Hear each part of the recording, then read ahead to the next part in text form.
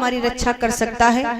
द्रौपदी भगवान कन्हैया को याद करती है कि भैया जल्दी से आ जाओ इस सभा में, अगर जरा भी देर हो गई महाराज, अगर हमारी लाज लुट गई तो फिर बाद में आने से क्या मतलब रह जाएगा, फिर बाद में आओ या ना आओ महाराज कोई फर्क नहीं पड़ता है, आपको तो पहले आना चाहिए। लेकिन अभी तक भगवान कन्हैया सभा में नहीं आए। तो द्रौपदी विचार करने लगी कि आखिर भक्त की आवाज भगवान के कानों तक तो बहुत जल्दी पहुंच जाती है, लेकिन हमारी आवाज हमारे भैया तक क्यों नहीं पहुंच रही, क्या कारण है? बोल पड़ी, क्या भैया कि कहाँ जा छुपे हो ओ प्यारे कन्हैया, कहाँ जा छुपे हो ओ प्यारे कन्हैया, अरे यहाँ लाज मेरी लुटी जा रही है, कहाँ जा छुपे हो ओ प्यारे कन्हैया, कहाँ जा छुपे हो ओ प्यारे कन्हैया, यहाँ लाज मेरी लुटी जा रही है, कहाँ जा छुपे हो ओ प्यारे कन्हैया,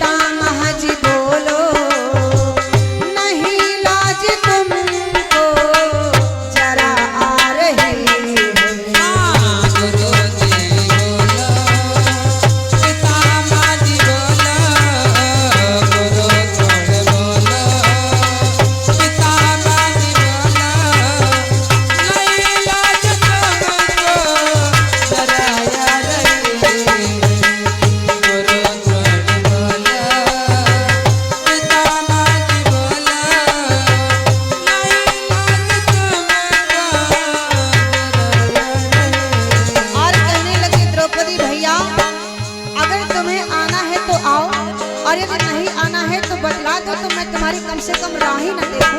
बोल पड़ी क्या कि कह दो तुम्ही मेरा कोई ना भैया, कह दो तुम्ही मेरा कोई न भैया, कह दो तुम्ही मेरा कोई न भैया, अगर इस सभा में न आए कन्हैया, कह दो तुम्ही मेरा कोई न भैया, अगर इस सभा में न आए कन्हैया तो जल्दी से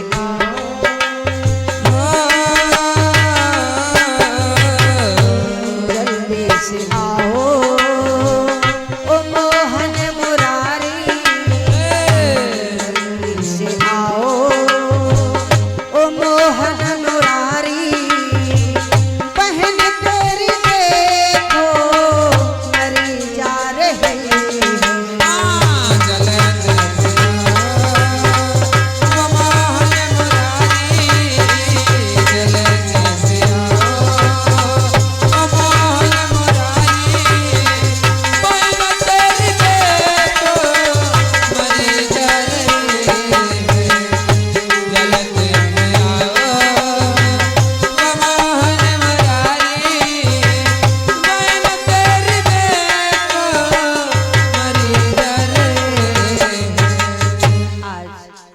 द्रौपदी भगवान कन्हैया को पुकार रही है, लेकिन अभी तक भगवान कन्हैया नहीं आए, अभी तक नहीं आए, बहुत देर लगा दी।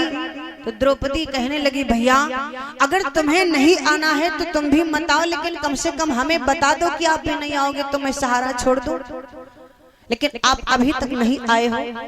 फिर क्या हुआ, भक्तों की आवाज तो है कृपाण की धार, पहुंची अब द्वारिका में करुणामयी पुकार। आज द्रौपदी की आवाज जिस समय भगवान कन्हैया के कानों में पड़ी, आज भगवान कन्हैया रुक्मणी के साथ में बैठे पंचासार खेल खेल रहे हैं, और जिस समय रुक्मणी बैठी है सामने, जिस समय द्रौपदी की आवाज कान में पड़ी भगवान कन्हैया की, भगवान कन्हैया उठ के खड़े हो गए, उठ के खड़े हुए चल पड़े, गेट तक आ गए। लेकिन फिर क्या था, द्रौपदी का मन जो था वो भगवान कन्हैया की तरफ से हट करके फिर सभा में आ गया कि शायद अब कोई सभा में हमारी सुन ले तो हमारी रक्षा कर ले। भगवान कन्हैया फिर जाकर के बैठ गए अपने आसन पर। जब समय आसन पर बैठे तो रुक्मणी पूछने लगी स्वामी क्या बात है, आप अभी तो बड़ा ही प्रसन्न थे महाराज, प्रसन्नचित्त होकर के खेल खेल रहे थे, लेकिन महाराज इतनी जल्दी क्या हो गया जो आपके चेहरे पर उदासी छा गई। आज रुक्मणी भगवान कन्हैया से पूछने लगी स्वामी कुछ तो बात है, बताइए महाराज क्या बात है। कि रुक्मणी कहे है नाथ सुनो, महाराज कुछ तो बताओ। रुक्मणी कहे है नाथ सुनो, कुछ कारण हमें भी बताओ तो।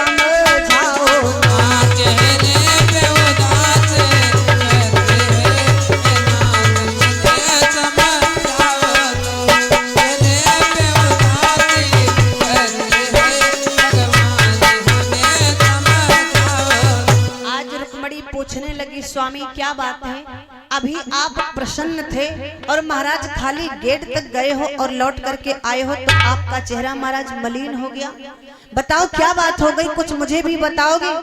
तो भगवान कन्हैया ने कहा रुक्मणी आज हमारी बहन मुझे पुकार रही है, मेरी द्रौपदी मुझे पुकार रही है, रुक्मणी ने कहा महाराज द्रौपदी पुकार रही है। हाँ, आज हमारी बहन पर संकट है। तो बोले संकट? हाँ, किस बात का संकट महाराज? पांडव कहाँ हैं? तो भगवान कन्हैया ने कहा यही तो बात सोचने की है कि हमारी बहन मुझे पुकार रही अपनी रक्षा के लिए और पांडव हैं तो कहाँ हैं? लेकिन जानती हो रुक्मणी, हमारी बहन का कर्जा हमारे ऊपर लदा हुआ है। आज अगर मुझे अवसर मिल जाएगा तो कर्जा अदा हो जाएगा। तो रुक्मणी कहने लगी कौन सा कर्जा महाराज, कौन सा कर्जा? तो भगवान कन्हैया बोल पड़े रुक्मणी सुनो मेरी बात को। क्या बोले कि सजनी रे सुन सजना का कहना हो, सुन सजना का कहना बहना याद करे। सजनी रे सुन सजना का कहना हो, सुन सजना का कहना बहना याद करे। सजनी रे सुन सजना का कहना,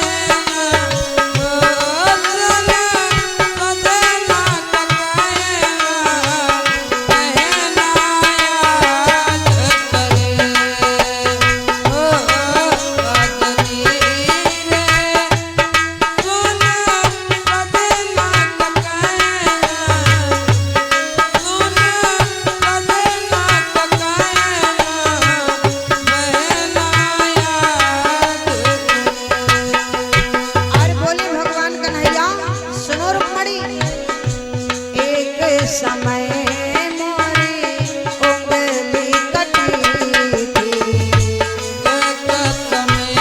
मारी उंगली कटी थी। सारी रानियां देख रही थी। सारी रानियां देख रही थी। एक समय मोरी उंगली कटी थी। एक समय मारी उंगली कटी थी। सारी रानियां देख रही थी। सारी रानियां देख रही थी। फाड़ी के साड़ी बांधी किनारी, आज बहने की लाज जा रही। लाज है बहना का कहना, लाज है बहना का कहना बहना याद करे। सजनी रे सुन सजना का कहना, ओ सुन सजना का कहना बहना याद करे।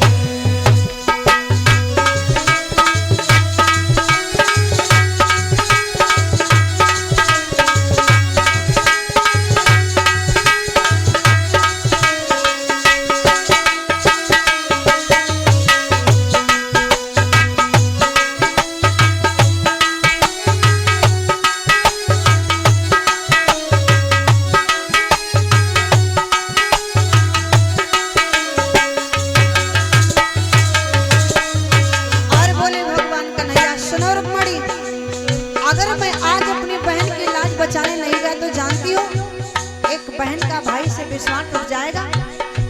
कौन बहन भी श्वास करेगी, कौन बहन भी साथ करे।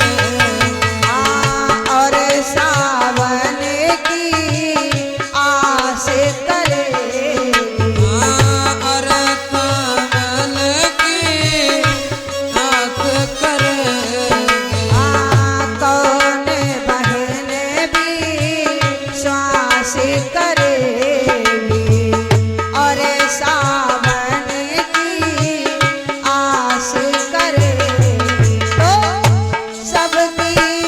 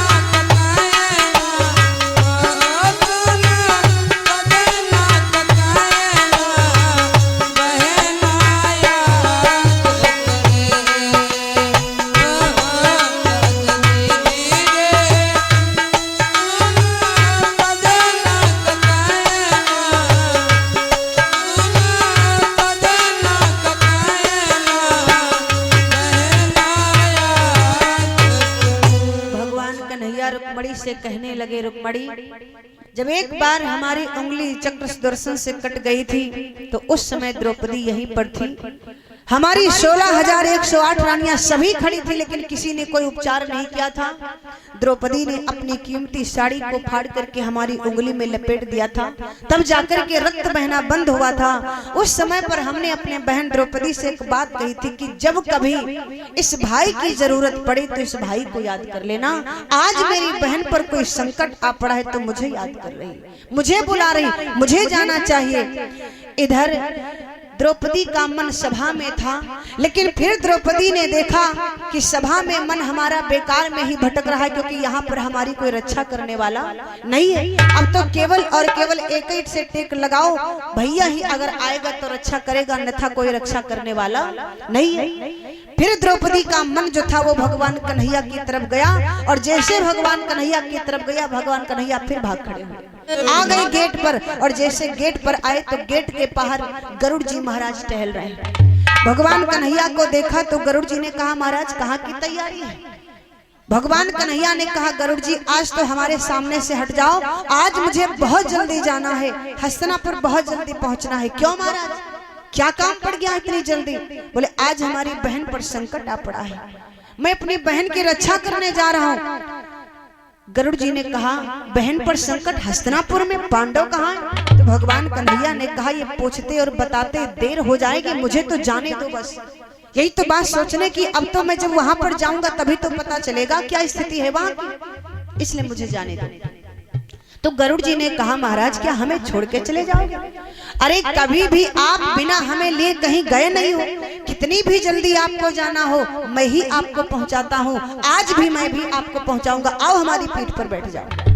भगवान कन्हैया ने कहा, गरुड़ जी आज मुझे इतनी जल्दी पहुंचना है कि तुम मुझे मेरे समय से हस्तिनापुर में पहुंचा नहीं पाओगे, मेरी बात मान लो, मुझे जाने दो। गरुड़ जी ने कहा, महाराज बैठो तो सही, पहले महाराज बैठो तो सही, अभी आपको ले चल रहा हूँ। आज जब गरुड़ जी ने बहुत कहा तो भगवान कन्हैया गरुड़ जी की पीठ पर बैठ तो गए भैया, लेकिन मन पूरा नहीं है। जिस समय गरुड़ जी चले हैं, जीवन में जितनी तेज कभी नहीं चले, आज उतनी तेज जा रहे हैं, लेकिन फिर भी भगवान कन्हैया को गरुड़ की चाल अच्छी ना लगी।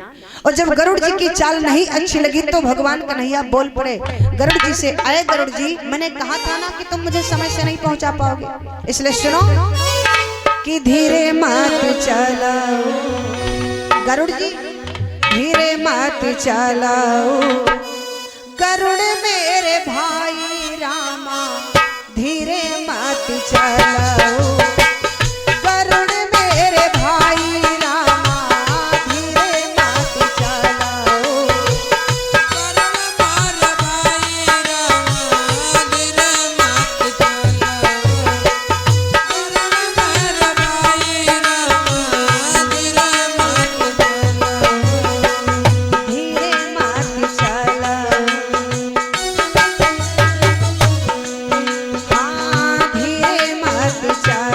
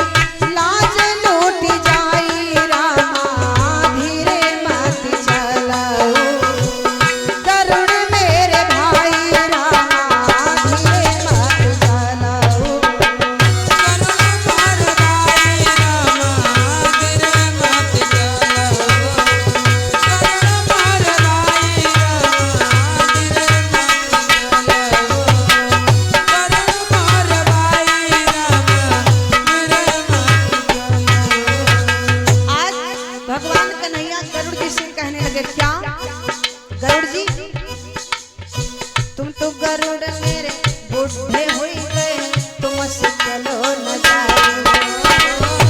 गरुड़ मेरे बूढ़े हुई क्यों, ऊपर चलो न जाए। तुम तो गरुड़ मेरे बूढ़े हुई गए, तुमसे चलो न जाए।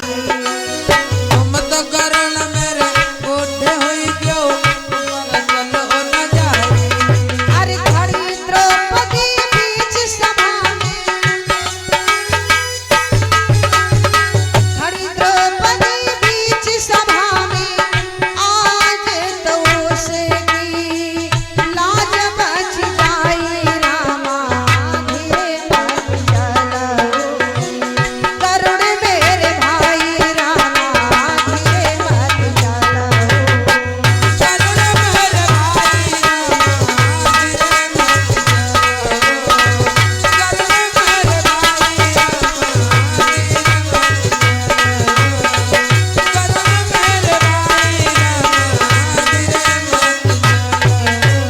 जिस समय अपनी बात कही, भगवान कन्हैया ने गरुड़ जी से कि गरुड़ जी तुम बूढ़े हो गए हो, अब जितनी तेज जितनी जल्दी मुझे वहां पहुंचना है उतनी जल्दी तुम पहुंचा नहीं पाओगे, क्योंकि तुम बूढ़े हो गए, उतनी तेज नहीं चल सकते हो। तो गरुड़ जी ने बड़ा सुंदर उत्तर दिया। भगवान कन्हैया से बोले, महाराज पवन से तो हम चले चौगुना, मन से चले सवाए। चले चौगुना, मन से चले सवाए। पवन से तो हम चले चौगुना, मन से चले सवाए। पवन से तो चले चौगुना, मन से चले सवाए। अरे यह चाल प्रभु मन ही न भावे, आया चाल प्रभु मन ही न भावे। यह चाल प्रभु मन ही न भावे, औरी तो चाल कहाँ से निलाही। रामा धीरे मत चलो, गरुड़ मेरे भाई, रामा धीरे मत चलो। गरुड़ मेरे भाई रामा धीरे मत चलो। गरुड़ मेरे भाई रामा धीरे मत चलो। गरुड़ मेरे भाई रामा धीरे मत चलो।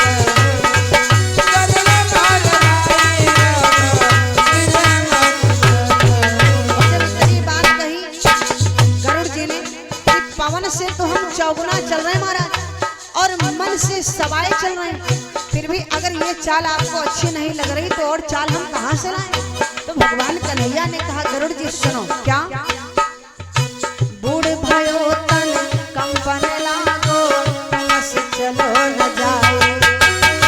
गुण भयो कर कंपन लागो, ऊपर चलो न जाए।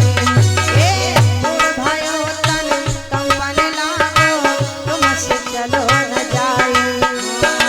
गुण भयो कर कंपन लागो, ऊपर चलो न जाए। अरे तुम तो गरुड़ मेरे पीछे से आइयो, तुम तो गरुड़ मेरे पीछे से आइयो, हम हस्तनापुर देखा बजाई। रामा धीरे मत चलो, गरुड़ मेरे भाई, रामा धीरे मत चलो। गरुड़ मेरे भाई रामा धीरे मत चलो। गरुड़ मेरे भाई रामा धीरे मत चलो। गरुड़ मेरे भाई रामा धीरे मत चलो।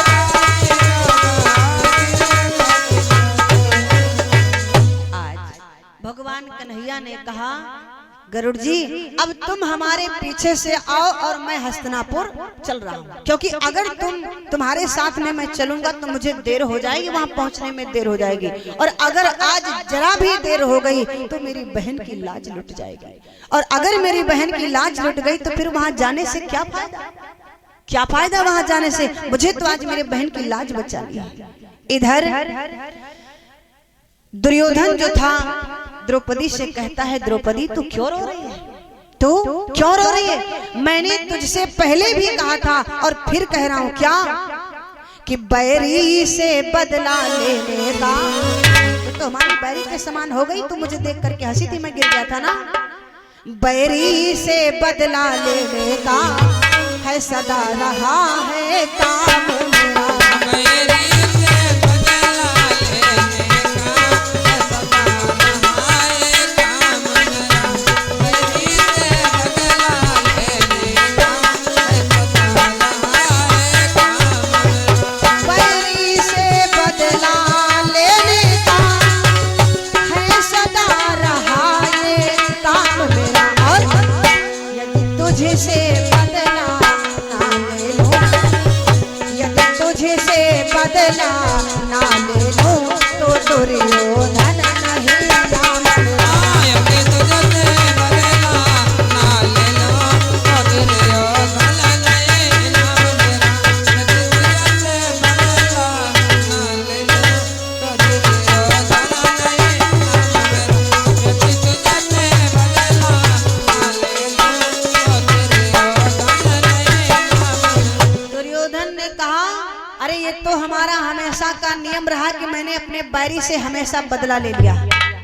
मेरा ये नियम रहा कि मैं अपने बैरी से हमेशा बदला ले लिया। आज अगर मैंने तुझसे बदला नहीं लिया तो मेरा नाम दुर्योधन नहीं है। दुर्योधन दुशासन से कहता, भैया क्या देख रहा है, खींच इसकी साड़ी को।